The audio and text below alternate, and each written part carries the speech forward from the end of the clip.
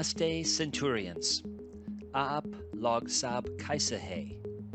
Mera naam he Joseph Kursky. Main ra raha hun in Colorado, USA. GIS as an interdisciplinary tool for teaching and learning is my topic for today, and I am honored to be here. Thank you for inviting me. I would also like to thank Centurion University of Technology and Management, Odisha, and Dr. Prafula Panda and his team for inviting me to share my hands-on experience over the advancement of GIS and its multiple applications in today's global scenario. This team of GIS Day from CUTM were last year declared as the winners for organizing this mega event in 2021, which included a poster presentation followed by some highly renowned expert talks, which I was very honored to be a part of. I wish them the same this year in making it a grand success. The core objective of Centurion University of Technology and Management, CUTM, is to shape lives and empower communities, creating wealth and livelihood opportunities for the underprivileged. I salute them. The uniqueness of CUTM is its integration of higher education with skill development in different economic sectors. Department of Civil Engineering of COTET that offers the B.Tech program in Civil Engineering and M.Tech program in Structural Engineering, Transportation Engineering, and Master of Science, Geoinformatics, has plentiful infrastructure to cater to the academic needs of its students. The distinctiveness of CUTM in general, and the Department of Civil Engineering in particular, is its curriculum planned under Choice-Based Credit System, CBCS, Choice-Based Credit System, as well as offers domain project, aerial surveying, and remote sensing applications, which enable the students to choose the subjects that match the interest of their professional career. The Institute's Research Center, that is, Center for Data Science and Machine Learning, focuses on the research activities like multispectral and hyperspectral image processing, plant disease detection, natural language processing, geomatics and its applications, big data analytics using Hadoop and MongoDB, extract, transform, and load, ETL. I believe that GIS is an interdisciplinary tool for teaching and learning. Why? First of all, because all of our problems that we face in our 21st century world are, number one, spatial in nature. Natural hazards, population change, deforestation, human health, energy, water quality and quantity, political instability, and many more that we could talk about. Take a look at the United Nations Sustainability Development Goals, or Sustainable Development Goals, or SDGs, for more. But all of those are spatial in nature. They occur over time and space. They have relationships, patterns, and trends that we can map and therefore understand through the application of geotechnologies, remote sensing, global positioning systems, or more broadly GNSS, global navigation satellite systems, geographic information systems, web mapping. We can understand those things in a deeper, richer way and then take action about those things, whether it's litter in our own communities or water quality or human health or inequalities of economics or other ways. We can understand those things in a deeper, richer way and then take action on those things. GIS is all about achieving these higher level goals. So I want you students to think about that as you move forward in your career. Yes, it's important that you understand how to geocode and how to integrate different layers together and how to run spatial analytical tools and make web mapping applications and deal with map projections and all those things that are involved with geotechnology, image processing and so on, change detection and feature identification. All those are important tools, and learning software and tools are important as well. However, don't lose sight of the bigger, more noble goal. The bigger, more noble goal is to understand the world in a deeper, richer way and to take action on making decisions that lead to a healthier, happier, more sustainable, more resilient, more equitable world. That is the ultimate higher level goal.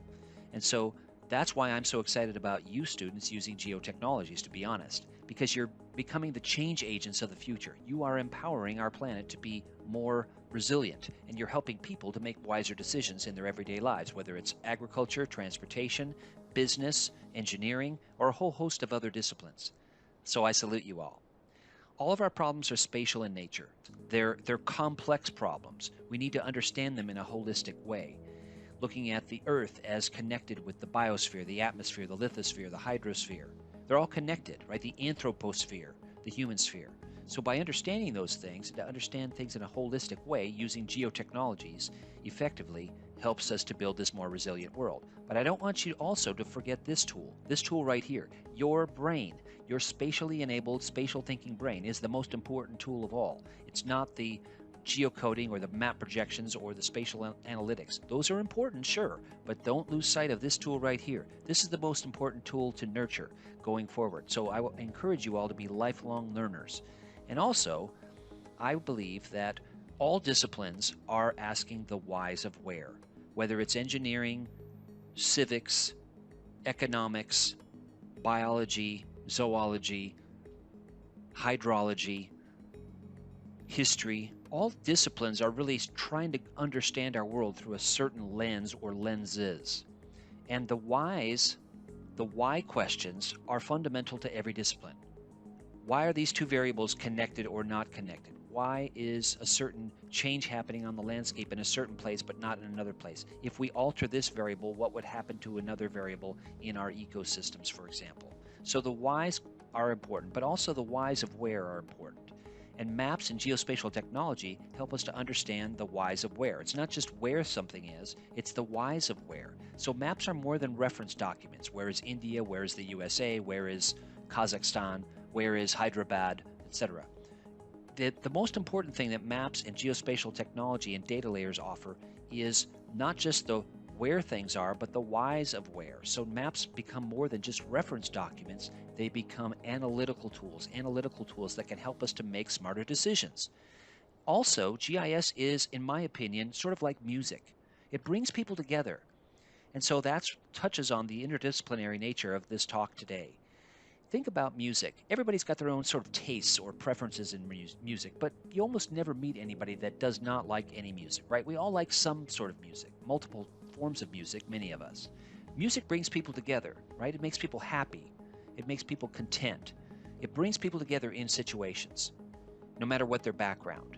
GIS is sort of like that. It gets people in an interdisciplinary scenario looking at data layers and, again, looking at connections and interconnections between different parts of the world and thinking holistically, as I mentioned, but also getting people to understand cycles, the carbon cycle, the hydrologic cycle, and other things, and getting them to understand the world as a system of systems, that if we alter one variable over here, this variable is going to be altered. So how can we alter things in a better way? Quite frankly, many of the variables in our world are going in the wrong direction, as I mentioned before. Energy, water, human health, etc. Many of these variables are actually going in the wrong direction. Think about deforestation or ocean acidification. We can reverse these things, though, through the application of geospatial technology with spatial thinking and, the most important thing of all, you students building your professional network. So you're starting to see the value of connecting with colleagues so that you can solve problems in an interdisciplinary way. So I encourage you to step outside the box as you journey forward in your career. I encourage you to reach out to people, connect with people that are maybe outside of your own disciplinary comfort zone. So if you're in, for example, remote sensing, talk to some of the GIS people, talk to some of the computer-aided drafting people, talk to some of the civil engineers. And those of you that are in social science, talk to people in physical science. Those of you who are in mathematics, talk to someone in art or history. So the point is, talk to people outside of your own comfort zone. The other recommendation I have is to read. Read fiction, read nonfiction, read biographies, read novels, okay? You can learn a lot and have conversations that are meaningful with people by reading. All of the great thinkers of the past and present are avid readers, so please read. Also, I encourage you to ask questions, ask deep questions, ask thoughtful questions. Ask questions that your professors are not even asking you. Ooh, that's a good one. Ask questions that your professor's not even asking you to ask. And when you get to the workplace, ask questions that your employer, your boss, your supervisor is not even asking you to ask. Think about what could that organization do in a better, more efficient way, and how can I help solve problems? Those are really valuable employees, and those are also valuable students to faculty and in your university and beyond. Now, maps have always been appealing. They give a large amount of information in a small amount of space, whether it was in the past on stone tablets or wood blocks, or Al-Idrisi's map on 2 big plates of silver in the 1100s, to the more advanced film and copper plates and paper of the 20th century, and now in our 21st century world in the digital form. Anybody can create a map nowadays. Everybody is a map creator because we have web-based GIS tools that allow people to do that, for example, in ArcGIS Online. But because of that, it's a wonderful thing, but because of that, be critical of the mapped data. Don't just accept it because it's on the web. Every map has a purpose. Every map has symbology, generalization, map projection issues. Maps are effective means of communication, but maps are representations of reality. They're not reality, they're representations of reality. So I want you to be critical consumers of maps. Don't just accept it because it's on the web. Understand who created it, why it was created, the scale it was created at, and so on. Now, these tools that I'm showing behind me are examples of this cloud-based environment that we have at our fingertips. Web mapping applications such as story maps and dashboards, analytical tools in the cloud. All of these are wonderful things, but again, be critical of map data.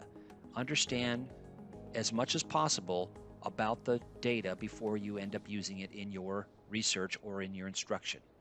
So there are huge advantages to having GIS in the cloud with this cloud-based platform that we have at our fingertips. And I think the best example of that is interdisciplinary communication. So we can solve problems across disciplinary borders.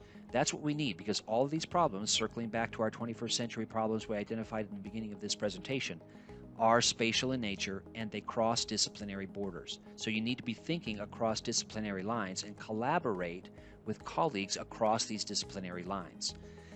Another piece of advice is don't forget those geospatial technical foundations. Know about how the world works, know about systems, know how to change from one map projection to another, know how to communicate effectively, how to communicate your purpose of your own teaching or research. Be prepared to give that elevator speech to people that ask you, hey, what do you do at work?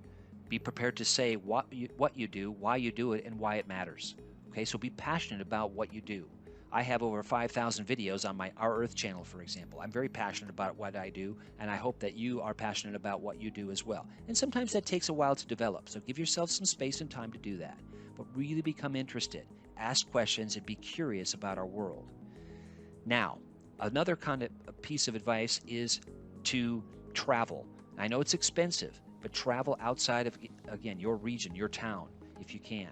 If you can't do that, I encourage you, again, to think across disciplinary borders and to collaborate with people that are outside your own comfort zone in your own research, okay? So that's another way of seeing the world, because you're seeing it through other people's eyes. You're collaborating with them as colleagues, okay? So that's another piece of advice. I also encourage you to do the following. Be a lifelong learner. You're never going to be at the point where you know all about biology or geotechnologies or remote sensing, right? You're a lifelong learner. You're always going to be learning and growing and moving forward. And there are always going to be new problems to solve and new tools to learn to solve those problems. So I encourage you on all those fronts. Let me just share a couple of trends I see in GIS. First of all, 3D analytics. We had 3D visualization for a while, but now we have 3D analytics. Second, the blurring of the borders between remote sensing, GIS, and GNSS. So GIS becoming a more of a integrated tool. We've got remote sensing tools, for example, in ArcGIS Pro that you can use.